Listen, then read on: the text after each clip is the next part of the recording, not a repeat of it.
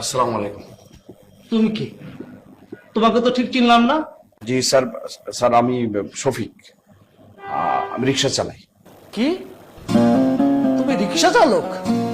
ওই দাঁড়ান দাঁড়ান, তোরা সব কোথায়?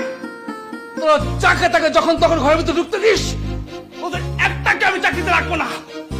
ছেলার বাচ্চা, তুই আমার এত দামি সুপার নষ্ট করে ফেলেছিস, ঘামে ভিজে দিয়েছিস, দুর্গন্ধ ঘরের ভিতরে। ছোট লোকের বাচ্চা। স্যার স্যার স্যার দারোয়ানদের কোনো দোষ নাই স্যার। ওই যে আফামনি তো আমার বাসায় নিয়ে এসে।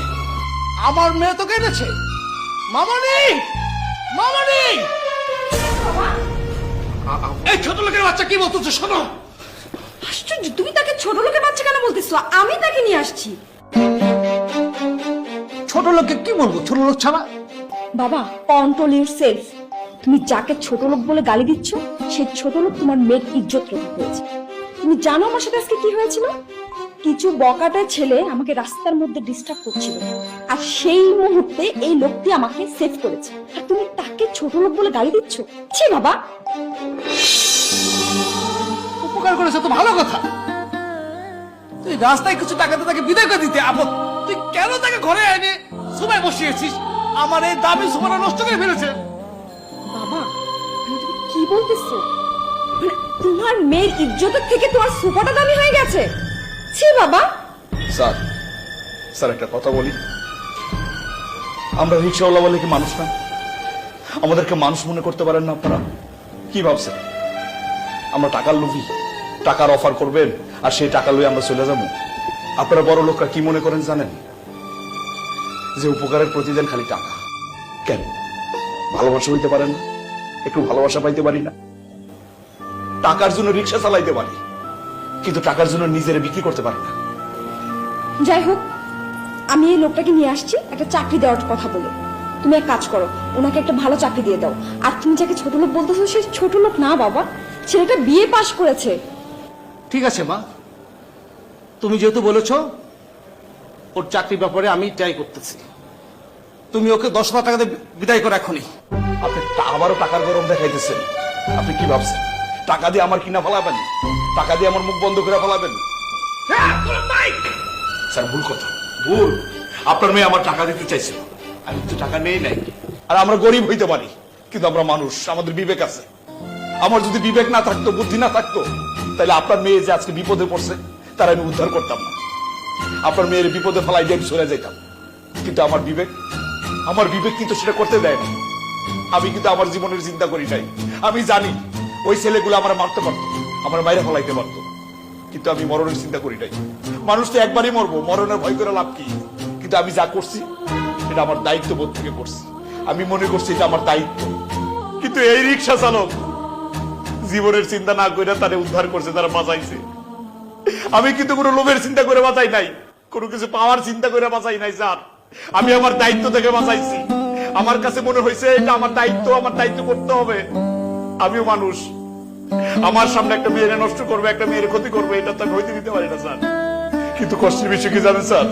এই আপনাদের মতো বড় লোক কিছু মানুষ সমাজের মধ্যে সবসময় ভেদাভেদ তৈরি করে রাখে, উঁচু নিচু তৈরি করে রাখে, গরিব আর ধনীর মধ্যে পার্থক্য তৈরি করে রাখে। কেন স্যার আমরা কি ভালোবাসা পাইতে পারি না?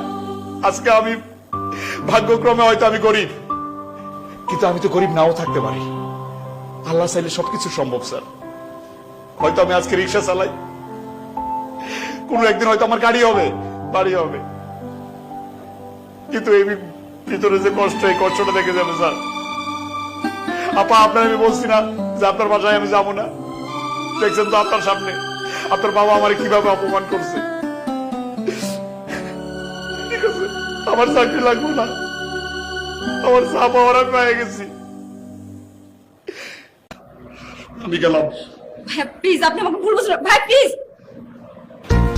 আচ্ছা শোনো, অনেক দেরি হয়ে গেছে, এখন বাসায় যেতে হবে, আর নাহলে আব্বু বুঝতে পারবে, পর অনেক বড় বিপদ হয়ে যাবে। এত তাড়াতাড়ি কেন বাসা যেতে হবে? আর তোমার বাবার জন্য কি আমরা ঠিকঠাক করে প্রেমও করতে পারবো না? চলো আমরা বিয়ে করে ফেলাই, তাহলে এত ঝামেলা থাকবে না। আমার বিয়ে কেন? কেন? আমার কি বিয়ের বয়স হয়েছে? আজ না হলে কাল হবে। যখন হবে তখন ঠিকই বিয়ে করবো। এখন চলো, আসো। মামা আমগুলো সুন্দর করে কাটবেন, কাইটা ওই যে সরিষার ঝোলটা আছে না, ওটাতে একটা ঘুটা মারবেন, মাইরা ঝাল ঝোল একটা দেন তো আমারে। যাবেন?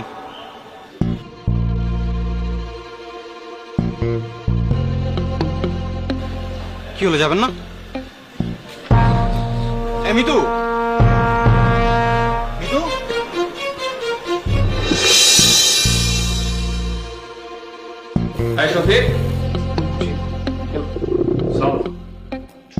আজকের পর থেকে আমার মেয়েকে তোমার আর পড়াতে হবে না।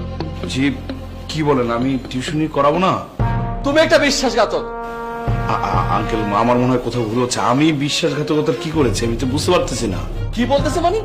তোমার রিক্সা 2-4 দিন চড়ছি, সেই সুবাদে তুমি আমাকে বললা স্যার আমি বেকার, আমি শিক্ষিত ছেলে, আমার একটা চাকরি দরকার, একটা টিউশনের দরকার।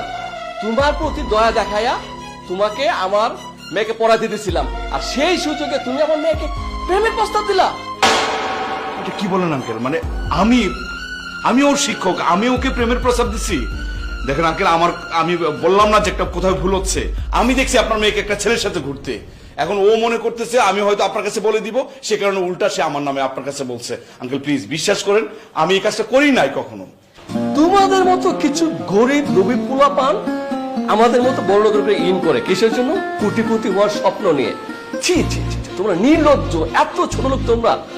আঙ্কেল বিশ্বাস করে ওরকম ছেলে আমি না। আপনি আমার সাথে, আমি আপনাকে সবকিছু বলছি না, প্লিজ এই টিউশনটা আপনি আমার মানে শেষ করে দিয়ে না। আমার বাড়িতে আমার মা আছে, ভাই আছে, ওদেরকে টাকা পয়সা পাঠাতে হয়। আঙ্কেল আপনি তো জানেন আমার অবস্থা সবকিছু। বের হয়ে যাও আমার ঘর থেকে, এখন বের হয়ে যাও। আমি এটা বিশ্বাস করি না। আপনি মেয়েকে ডাকেন। হ্যাঁ, আমি ডাকতেছি, এখনো ডাকতেছি, এখন প্রমাণ হয়ে যাবে কে সত্য বলছে আর কে মিথ্যা বলছে। শিলা, শিলা, এদিকে এসো। এখনই প্রমাণ হয়ে যাবে, এখনই প্রমাণ হয়ে যাবে কে সত্য বলছে। এই তোকে প্রেমের প্রস্তাব দিছে না? শিলাপ সত্যি করে বলো, তোমার আব্বাকে বলো যে আমি কি তোমাকে প্রেমের প্রস্তাব দিচ্ছি, বলো তুমি। হ্যাঁ স্যার, আপনি একবার না 5 বার দিয়েছেন। শুনলে তো আবার কে সত্য বলছে আর কে মিথ্যা বলছে। এখন আর কিছু বলা আছে? বের হয়ে যা, এক্ষুনি বের হয়ে যা আমার বাসা থেকে, এখন বের হয়ে যা। আঙ্কেল বোঝার চেষ্টা করেন, আমি শিক্ষক হয়ে কখনো স্টুডেন্টকে প্রেমের প্রস্তাব দিতে পারি না। আপনি আমার কথাটা বিশ্বাস করেন। আমার বুঝো হয়ে গেছে, তুই যে কতটুকু সত্য বলতেছিস আমার বুঝো হয়ে গেছে।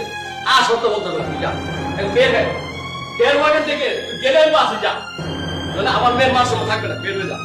তোদের মতো শিক্ষক আমি দেখতে চাই না।